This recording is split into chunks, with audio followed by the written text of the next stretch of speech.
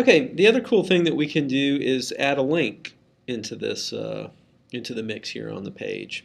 So, and it works a lot like like the display text does. And the idea is that you probably want to package those two so that somebody's reading whatever your title or your headline is, and the next logical step is, hey, you want to learn some more about whatever this is. Here's a link. Click. Go check out an inside page, on my site, presumably. So.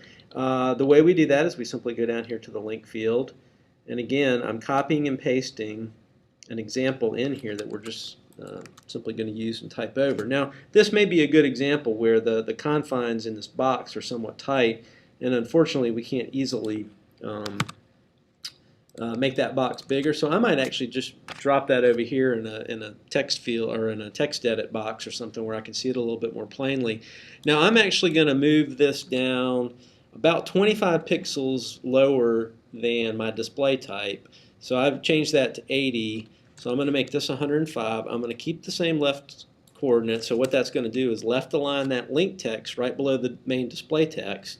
And it's going to put it 25 pixels lower down so that there's enough space. And actually I may go to 110. I may give it 30 pixels of difference. All I'm doing here is what do I want to link to? Let's say I want to link back to the home page. Click to learn more.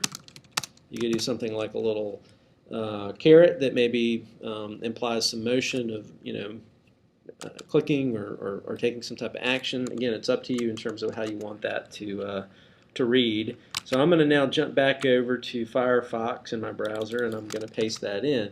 And again, I'm being very careful about the syntax. I'm making sure that these close and open brackets are correct. I'm making sure that I don't lose that comma. I'm making sure that I've got a colon and space and then my XY coordinates.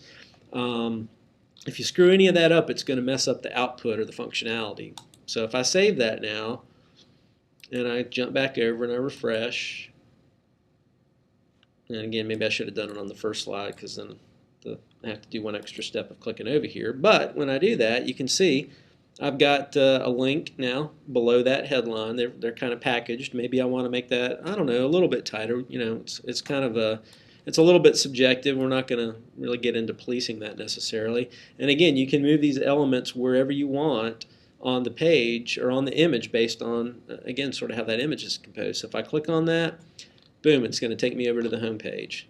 So again, fairly straightforward. And what we'll talk about next then is adding video or link to a video lightbox.